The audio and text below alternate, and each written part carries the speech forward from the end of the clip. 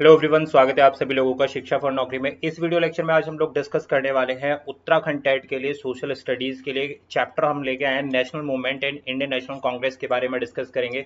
Paper 2 के लिए session रहेगा, थ्योरी चैप्टर है भाई, काफी इंपॉर्टेंट चैप्टर है। यहाँ से बहुत सारे क्वेश्चन बनते हैं सोशल स्टडीज वाले स्टूडेंट्स के लिए, तो काफी इंपॉर्टेंट सेशन रहने वाला है। वीडियो को लास्ट तक देखना भाई, एक एक चीजें आपको क्लियर हो जाएंगी इस चैप्टर में, जिसमें आज हम क्या डिस्कस करेंगे, नेशनल मूवमेंट्स और इंडियन नेशनल कांग्रेस। भाई प्रीवियस ईयर के क्वेश्चंस अगर आप लोग देख रहे हैं कंटिन्यूसली, नहीं देखे हैं, प्लेलिस्ट बनी है, जाकर चेक करना। तो उसमें ये चीज मैंने आप लोगों को मेंशन करी है कि इंडियन नेशनल कांग्रेस से बहुत सारे क्वेश्चंस पूछे गए हैं ऑलरेडी, इसलिए ये टॉपिक मैं थ्योरी चैप्टर में आप लोगों को कवर करा रहा हूँ। एक ही बार में क्लियर हो जाएगा, जितने भी क्वेश्चन आप इजीली आंसर कर सकते हो।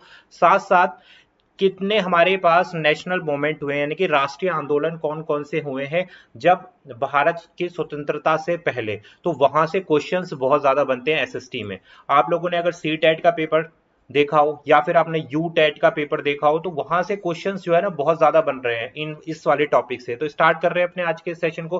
टेलीग्राम पर नहीं कनेक्ट किया तो शिक्षा फॉर नौकरी को टेलीग्राम पर कनेक्ट कर सकते हैं। चैनल पर नए हो तो सब्सक्राइब कर लो भाई। यू टेट की प्रिपरेशन के लिए कॉम्प्रिहेंसिव क्लासेस आने वाली हैं, काफी डिटेल में क्लासेस आने वाली हैं पेपर 2 के लिए स्पेशली, जिसमें साइंस भी कवर कर रहे हैं, साथ साथ एसएसटी को भी कवर कर रहे हैं। और ये सारे नोट्स आपको मिल जाएंगे नीचे डिस्क्रिप्शन पे दिए गए लिंक से, आप नोट्स बाय कर सकते हो। काफी इंपॉर्टेंट यूजफुल नोट्स होने वाले हैं। स्टार्ट करते हैं भाई भारतीय राष्ट्रीय कांग्रेस से, जिसको आईएनसी भी बोलते हैं, इंडियन नेशनल कांग्रेस। अब ये क्या है, क्यों इस चीज का गठन हुआ था, कब इसका गठन हुआ था, क्या क्या इसके यूजेस हैं, क्या कहां से क्वेश्चन बनते हैं, सारी चीजें डिस्कस करने वाला हूं इस वीडियो लेक्चर में। समझते हैं भाई भारतीय राष्ट्रीय कांग्रेस क्या था भाई। तो देखो भाई, भारतीय राष्ट्रीय कांग्रेस जो है एक ऐसी संस्था बनाई गई थी। किस समय की बात है, जब हमारा देश जो है आजाद नहीं हुआ था, अंग्रेजी हुकूमत चल रही थी। उस समय पर देश की आजादी के लिए इंडियन नेशनल कांग्रेस का गठन किया गया था। और किसके द्वारा यह गठन हुआ था, देखो, जो सेवानिवृत्त ब्रिटिश सिविल अधिकारी थे जिनका नाम था A.O. ह्यूम्स। अब ये नाम बहुत इंपॉर्टेंट है क्योंकि भारतीय नेशनल कांग्रेस से बहुत सारे क्वेश्चन आते हैं। इवन भाई यूपीएससी से भी भारतीय नेशनल कांग्रेस से बहुत सारे क्वेश्चन पूछे जाते हैं। तो यहां से जब आता है कि भाई जो आईएनसी थी, इंडियन नेशनल कांग्रेस थी, उसका गठन किसने किया था, जो ब्रिटिश काल में ही ब्रिटिश के जो सिविल अधिकारी थे A.O. ह्यूम्स थे। 1885 में इन्होंने भारतीय राष्ट्रीय कांग्रेस की स्थापना करी थी। 73वें भारतीय प्रतिमंडल ने मुंबई में आईएनए की स्थापना करी थी। और कहाँ हुई थी ये भी पूछा जाता है, तो बॉम्बे में हुई थी। मुंबई या बॉम्बे आप कुछ भी बोल सकते हो। किसने करी थी, A.O. ह्यूम्स ने करी थी।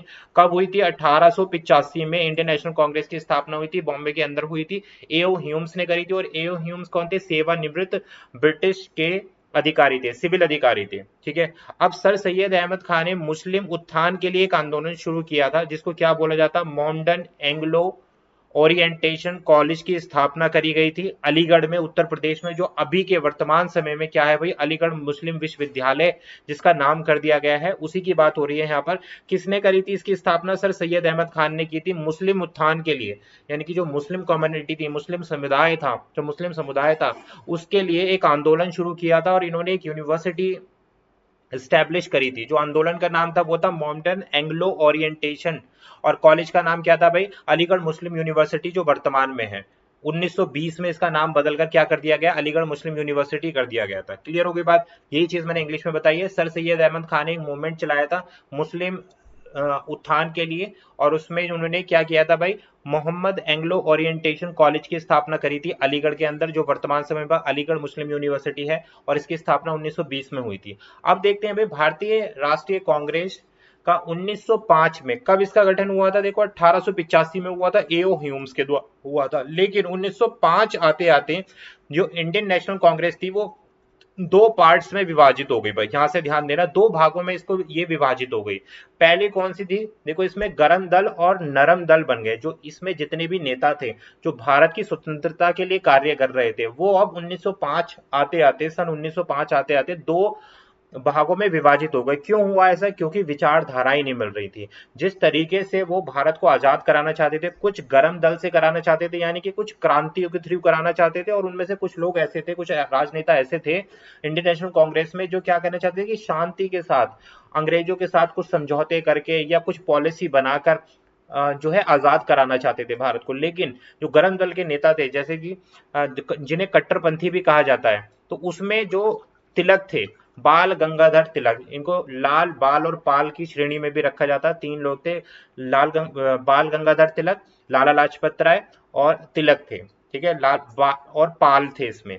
तो ये क्या थे भाई, कट्टरपंथी नागरिक आंदोलन किया था इन्होंने, और ब्रिटिश साम्राज्य की क्रांति द्वारा उखाड़ फेंकने के इन्होंने निर्देश दिए थे, या ये बात करते थे यहाँ पर। इसके अलावा जो गरम दल के अलावा जो नरम दल था, उसके जो मुख्य दो नेता थे, उसमें दादा भाई नरोड़ा जी और गोपाल कृष्ण गोखले जैसे नेता शामिल थे, जिन्होंने अंग्रेजी हुकूमत की रूपरेखा के अधीन रहकर, यानी कि ये लोग क्या काम कर रहे थे भाई, ये कह रहे थे कि हम अंग्रेजी गवर्नमेंट में रहकर ही यहां से हम क्या लेंगे, इंडिपेंडेंस लेंगे, स्वतंत्रता लेंगे भारत में। तो ये हो गई दो बात। 1905 में ये विभाजित हो गई थी इंडियन नेशनल कांग्रेस। क्लियर बात। नेक्स्ट बढ़ते हैं भाई, बंगाल का विभाजन। ये बहुत महत्वपूर्ण जो मोमेंट निकल के आता है, क्वेश्चन बनते हैं यहाँ से, किसने किया था सबसे पहली बात। तो देखो, बहुत सारे जितने भी वाइस राइज हुए हैं आधुनिक भारत के, वो ऑलरेडी मैं डिस्कस कर चुका हूँ। जिन लोगों ने भी अभी तक नहीं देखी है वो थ्योरी चैप्टर, ऊपर लिंक लगा दूंगा, आई सेक्शन में मिल जाएगा आपको, या फिर प्ले लिस्ट में मिल जाएगा, वो जाकर जरूर देख लेना। उसमें मैंने सारे वॉइस राइज जो है आधुनिक भारतीय काल के, उनको डिस्कस किया था। तो अब देखो, बंगाल का विभाजन जो है कब हुआ, 1905 में हुआ। और 1905 में ही दूसरी क्या महत्वपूर्ण चीज हुई थी, जो आईएनसी थी, यानी कि इंडियन नेशनल कांग्रेस थी, इसी में क्या हुआ था, विभाजन हो गया था, दो भागों में विभाजित हो गई थी। तो 1905 में जो उस समय पे वॉइस राय कौन थे, लॉर्ड कर्जन थे। तो इन्होंने एक उद्घोषणा की थी कि बंगाल को दो भागों में इन्होंने विभाजित कर दिया था। ठीक है, एक पूर्वी बंगाल कर दिया था, और जिसमें क्या था, असम बनाने का आदेश दिया गया था। तो इस निर्णय के विरोध में एक आंदोलन चलाया गया था, जिसे क्या बोलते हैं, स्वदेशी आंदोलन बोलते हैं। तो लॉर्ड कर्जन ने यहाँ पर क्या काम किया था, 1905 में बंगाल को विभाजित किया था दो भागों में। एक जो भाग था उसमें कौन सा था, असम वाला, कि ये असम बनाने के लिए बात कर रहे थे लॉर्ड कर्जन, ये बंगाल को विभाजित करके। तो यहाँ पर क्या हुआ था, स्वदेशी आंदोलन चलाया गया था, और लाला लाजपत राय, बाल गंगाधर तिलक और विपिन चंद्र पाल, जिन्हें आमतौर पर लाल बाल पाल कहा जाता है, और अरविंद घोष ने इसमें महत्वपूर्ण भूमिका निभाई थी, जो स्वदेशी आंदोलन हुआ था। क्लियर होगी बात। तो ये था भाई बंगाल पार्टीशन, इसको हमें ध्यान रखना है। स्वदेशी मूवमेंट भी इस चीज से ही रिलेटेड है। अब आती है बात इंडियन काउंसिल एक्ट या मिंटो मॉर्ले सुधार एक्ट। अब ये नेशनल जो मूवमेंट्स थे ना, जो जिनकी मैं बात कर रहा था, ये वही है, ये सारे के सारे मूवमेंट कह दो या एक्ट कह दो। तो इसमें क्या हुआ था, देखो ये समझते हैं, इंडियन काउंसिल एक्ट या मिंटो मॉर्ले सुधार। क्वेश्चन बनते हैं यहाँ से डायरेक्ट, इसलिए पॉइंट टू पॉइंट ही डिस्कस कर रहा हूँ। तो इस सुधार आंदोलन में क्या हुआ था, इसमें ब्रिटिश सरकार द्वारा भारतीय परिषद जो अधिनियम था, उसके माध्यम से पारित हुआ था ये। तो इन सुधारों में संवैधानिक उपाय के अलावा मुसलमानों के लिए एक पृथक निर्वाचन को स्वीकार किया गया था। क्या कहने का मतलब है कि जो ब्रिटिश गवर्नमेंट थी, उसने क्या किया था कि मुसलमानों के लिए अलग निर्वाचन की, वो अपने ही नेता को खड़ा कर सकते हैं, और अपने ही क्षेत्र के एक मुसलमान नेता को खड़ा करके उन्हें ही वोट दे सकते हैं। तो इस प्रकार का पृथक निर्वाचन का अर्थ था कि मुसलमानों का मतदान एक अलग निर्वाचन के रूप में होगा, जिससे मुसलमानों में या मुस्लिम निर्वाचन क्षेत्र में एक मुस्लिम प्रतिनिधित्व जो है चुनाव लड़ सकता है। तो इसे हम क्या बोल रहे हैं, इंडियन काउंसिल एक्ट या मिंटो मॉर्ले सुधार एक्ट के अंतर्गत ये चीज हुई थी। काफी इंपॉर्टेंट सेशन है, इसको मार्क डाउन कर लेना आप। नेक्स्ट बढ़ते हैं भाई, होम रूल आंदोलन। अब होम रूल मूवमेंट आपने सुना होगा, होम रूल आंदोलन सुना होगा। प्रश्न यहाँ से बनते हैं डेफिनेटली, तो आपको पता होना चाहिए कि कौन से ईयर में हुआ था। तो होम रूल मूवमेंट जो है 1916 में हुआ था। मद्रास में बाल गंगाधर तिलक एवं एनी बेसेंट, दो इंपॉर्टेंट नाम है होम रूल मूवमेंट में। कौन कौन, बाल गंगाधर तिलक और एनी बेसेंट ने 1916 में इसकी शुरुआत करी थी। और इस आंदोलन का मुख्य उद्देश्य क्या था भाई, ब्रिटिश साम्राज्य के अधीन भारत के लिए स्वयं शासन की स्थापना करना। क्या मतलब है हो गया भाई इस बात का, कि ब्रिटिश शासन के तहत ये कह रहे थे यहाँ पर बाल गंगाधर तिलक और एनी बेसेंट ने जो होम रूल आंदोलन चलाया था 1916 में, ये कह रहे थे कि जो ब्रिटिश की गवर्नमेंट चल रही है, इसमें रहकर ही या इसमें ही आपको क्या करना है, सेल्फ गवर्नमेंस करनी है, कि भारत के अधीन के लिए स्वयं शासन की स्थापना करने के उद्देश्य से ब्रिटिश साम्राज्य में इन्होंने ये होम रूल मूवमेंट पारित किया था। क्या था इसमें, कि अपनी गवर्नमेंट बनानी है। जो ब्रिटिश, देखो ब्रिटिश शासन चल रहा था, ब्रिटिश शासन में रहते हुए ये चाहते थे कि अपनी गवर्नमेंट बनाए, यानी कि अपने मेंबर्स जो हों वो ब्रिटिश गवर्नमेंट के अंतर्गत भी हो, और अपना शासन किया जाए अपने लोगों पर, केवल अपने लोग ही उच्च पोस्ट पर बैठ के, उच्च शासन पर बैठ के जो है चीजों को चलाएं। तो ये होम रूल आंदोलन था कि हमारे ही लोग हम पे ही राज करें, ये ना हो कि अंग्रेज लोग कर रहे हैं। उनके अंग्रेजी हुकूमत में रहते हुए अपने लोगों को डालने की बात करी गई थी ऊंची पोस्ट पर। तो 1916 में स्टार्ट हुआ था, बाल गंगाधर तिलक और एनी बेसेंट के द्वारा स्टार्ट किया गया था। इसको हम बोलते हैं होम रूल मूवमेंट। नेक्स्ट आता है रोलेट एक्ट, काफी इंपॉर्टेंट है। देखो ये सारे के सारे एक्ट बहुत इंपॉर्टेंट है। लास्ट में अभी इंडियन नेशनल कांग्रेस के कितने अधिवेशन हुए हैं, कितने सेशंस हुए हैं, उनके बारे में बात करेंगे, कौन कौन से उनके अध्यक्ष हुए हैं। वहां से बहुत बार क्वेश्चन बन रहा है, जितने भी हम प्रीवियस ईयर क्वेश्चन ले रहे हैं, तो उसके बारे में बात करेंगे। तो देखते हैं रोलेट एक्ट क्या है।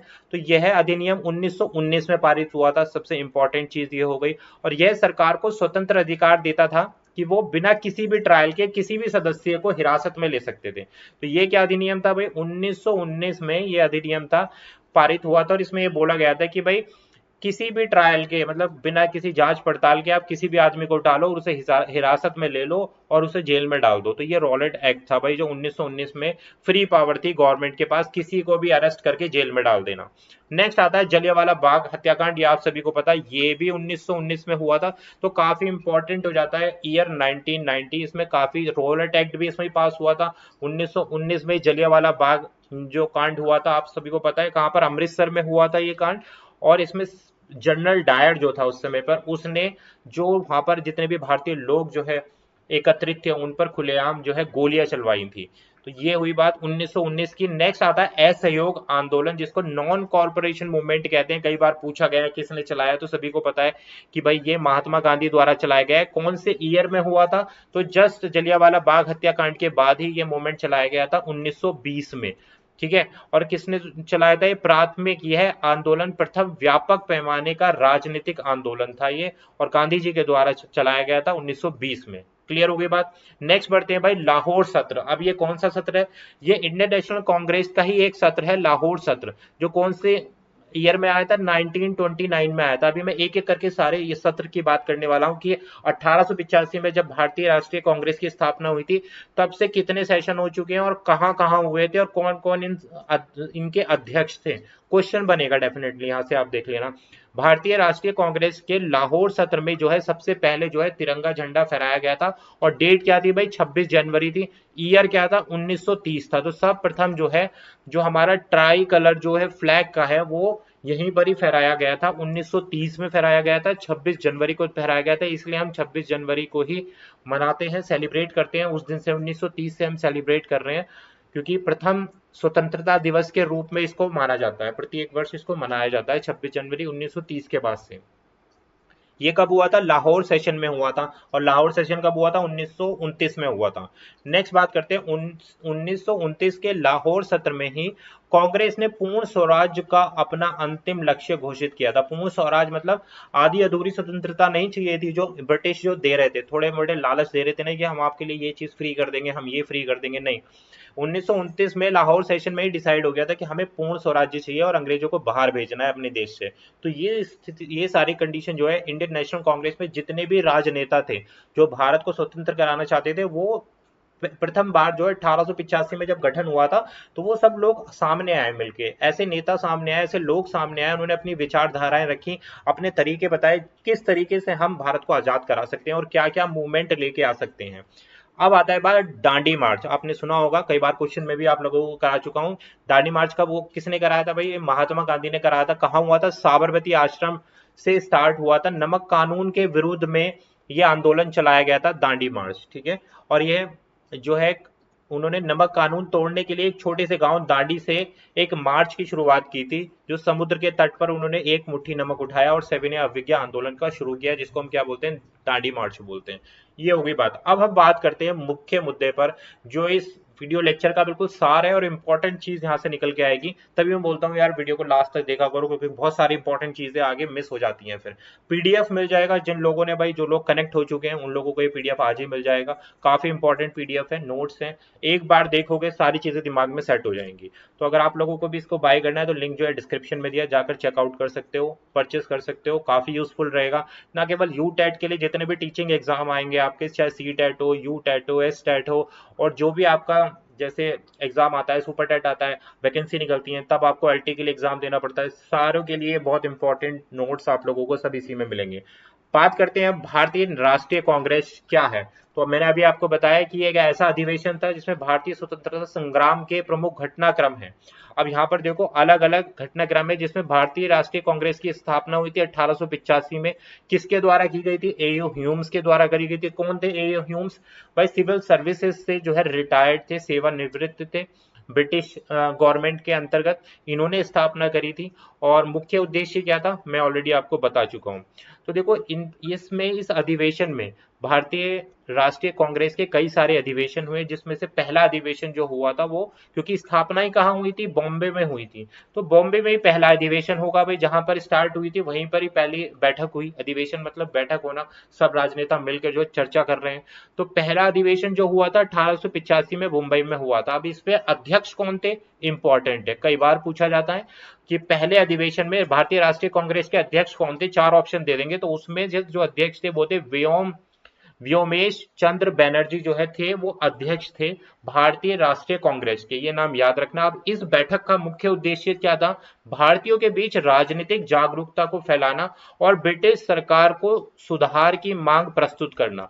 कि सबसे पहला उद्देश्य क्या था कि भाई भारतीयों में भी तो राजनीतिक जो है जागरूकता फैलाओ भारतीय लोगों में, और जो ब्रिटिश को चीजों को सुधार करने के लिए, ब्रिटिश सरकार में चीजों को सुधार करने की मांग सर्वप्रथम इस बैठक में प्रस्तुत की गई थी। और इसका मुख्य चर्चा का विषय क्या रहा था? कि भारतीय प्रतिनिधियों ने पहली बार एक मंच पर आकर भारतीय मुद्दों पर चर्चा करी थी। इस अधिवेशन में जो पहला अधिवेशन हुआ था, कुल 72 प्रतिनिधि शामिल हुए थे, यानी कि 72 नेता या 72 लोग इस अधिवेशन में शामिल हुए थे। मुंबई में हुआ था 1885 में।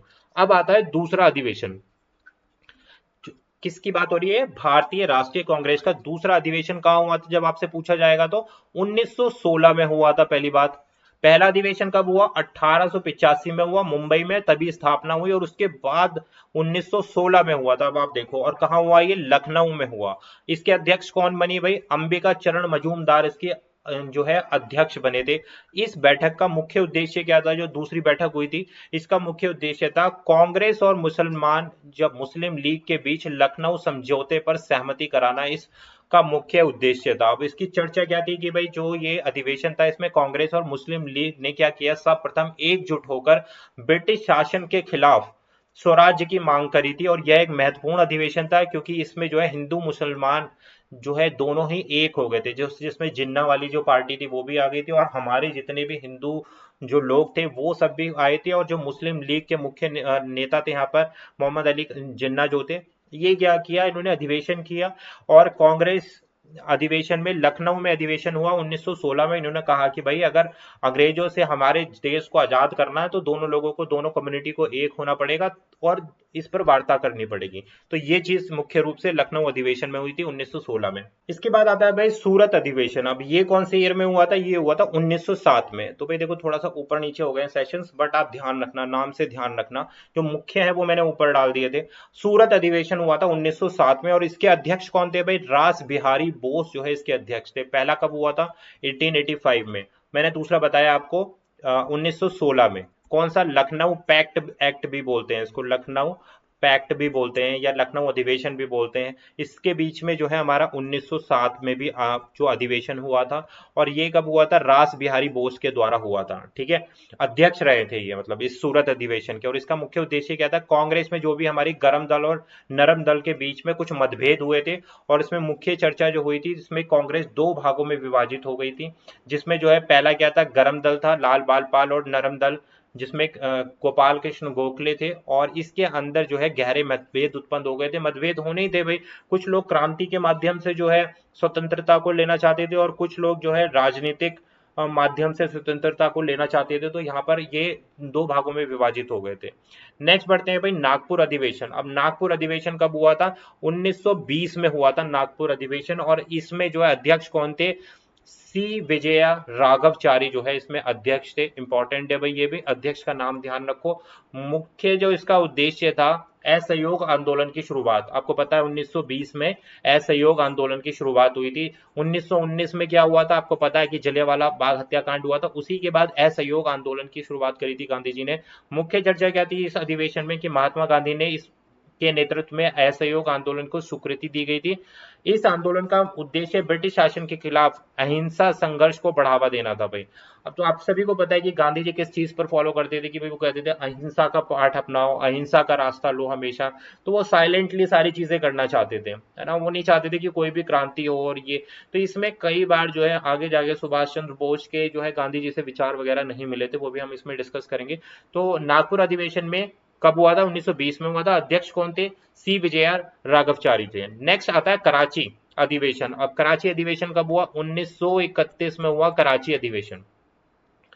अध्यक्ष कौन बने? यहाँ पर देखो, सरदार वल्लभ भाई पटेल जो है अध्यक्ष बने कराची अधिवेशन के।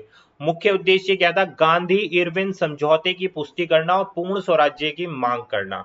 मुख्य चर्चा क्या रही है इसमें? इस अधिवेशन में कांग्रेस ने गांधी इरविन समझौते की स्वीकृति दी और भारतीय स्वतंत्रता के लिए एकदम दृढ़ संकल्प हो गए। साथ ही कांग्रेस ने पूर्ण स्वराज्य के सिद्धांत को अपनाया। कराची अधिवेशन में इंपॉर्टेंट रहता है कराची अधिवेशन। दूसरा लखनऊ वाला जो अधिवेशन था हमारा 1916 में जो हुआ था वो, और ये कराची अधिवेशन काफी इंपॉर्टेंट है। पहला बॉम्बे वाला अधिवेशन 1885 में, ये बहुत ज्यादा इंपॉर्टेंट है। इसके बाद आता है भाई लाहौर अधिवेशन। देखो ये थोड़ा सा ईयर वाइज ऊपर नीचे हो गए हैं, बट इस चीज को आप ध्यान रख लेना। कराची अधिवेशन 1931 में, लाहौर अधिवेशन जो है 1929 में। अध्यक्ष कौन थे यहाँ पर? जवाहरलाल नेहरू थे। और इनका मुख्य उद्देश्य क्या था भाई? पूर्ण स्वराज की घोषणा करना था। चर्चा क्या हुई थी इस अधिवेशन में? कांग्रेस ने पूर्ण स्वराज्य की घोषणा की थी। 26 जनवरी 1930 को स्वतंत्रता दिवस के रूप में मनाने का संकल्प लिया गया था भाई। इसमें लाहौर अधिवेशन हुआ था। तो देखो, लाहौर अधिवेशन और कराची अधिवेशन दोनों ही इंपॉर्टेंट है। वर्तमान में कहां पर है? ये पाकिस्तान में है।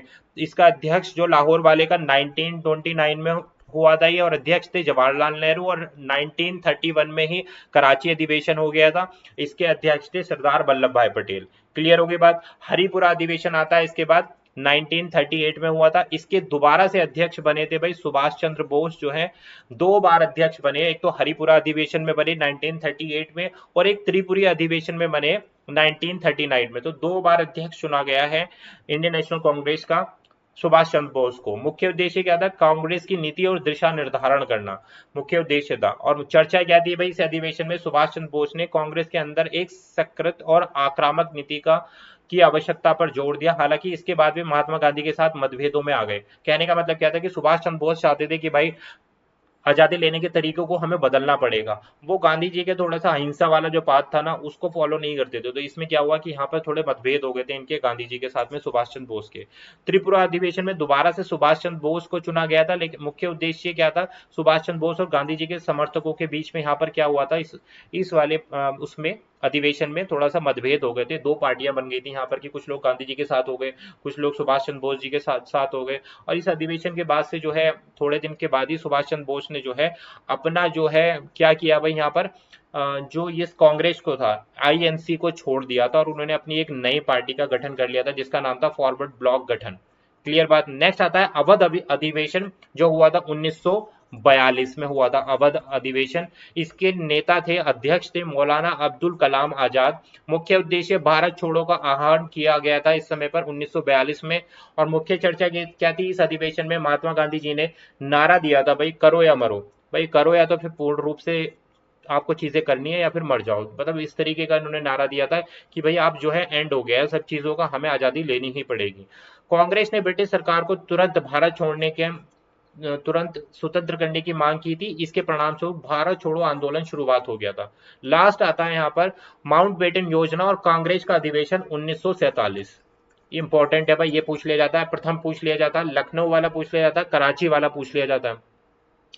ये मैं इंपॉर्टेंट सेशन आपको बता रहा हूँ, ठीक है, तो आपको ध्यान रखने हैं। अध्यक्ष कौन थे? जे बी कृपलानी थे। इस ये भी पूछते हैं भाई, लास्ट वाला जो अधिवेशन था आईएनसी का, कौन सा था भाई? कौन सी ईयर में हुआ था? 1947, जिस समय हमारा देश आजाद हुआ है। मुख्य उद्देश्य भारत का विभाजन हुआ था इस समय पर। विभाजन किसमें हुआ था? जो मोहम्मद अली जिन्ना थे, इन्होंने जो है क्या किया था? इन्होंने कहा था कि जो मुसलमानों के लिए एक अलग स्वतंत्र देश जो है बनाया जाए। तो इसी समय भारत का विभाजन हुआ था और इसी समय ही हमें स्वतंत्रता मिली थी। मुख्य चर्चा क्या था इस अधिवेशन में? कांग्रेस ने जो उस समय माउंटबेटन थी योजना की स्वीकृति दी थी, जिसके अंतर्गत भारत का विभाजन हुआ, स्वतंत्रता प्राप्ति की योजनाएं बनी, और 15 अगस्त 1947 को भारत जो है स्वतंत्र हो गया था। तो भाई ये था पूरा इंडियन नेशनल कांग्रेस का जो है पूरी एक समरी थी, जिसे आप समझ सकते हो। सारे सेशंस को मैंने डिस्कस कर दिया। आई होप आपको इजीली सारी चीजें समझ में आ गई होंगी। ये नोट्स आपको चाहिए, नीचे दिए गए डिस्क्रिप्शन पर जाकर आपको सारे जितने भी चैप्टर्स आने वाले हैं सबके नोट्स मिलेंगे। काफी सारे नोट्स ऑलरेडी मैंने वहां अपलोड कर दिए हैं, तो आप इजीली फाइंड आउट कर सकते हैं। तो मिलेंगे आपसे एक और नए सेशन में। वीडियो लेक्चर कैसा लगा एक बार कमेंट करके जरूर बता देना भाई। आपको इस तरीके का और थ्योरी क्लासेस चाहिए तो नीचे जाके कमेंट करो, मोटिवेशन मिलता है। और अपने भी फ्रेंड्स लोगों के साथ में, जो लोग भी प्रिपरेशन कर रहे हैं उत्तराखंड टेट की, सी टेट की, सभी लोगों के साथ में सेशन को शेयर करूं। मिलेंगे एक और वीडियो के साथ में। Thank you for watching.